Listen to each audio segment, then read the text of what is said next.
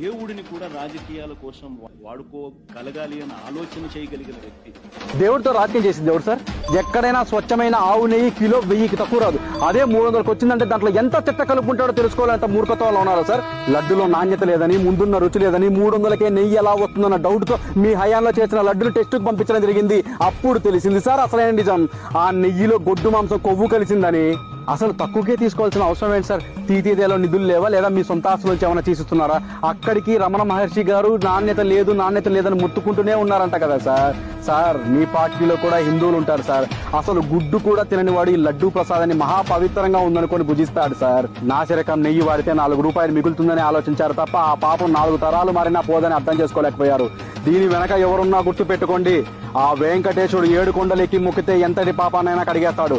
అదే ఆ 7 కొండల మీదే పాపం చేస్తే ఆ పరిణామం ఎంత తీవ్రంగా ఉంటుందో మీ ఊహ కూడా అందదు.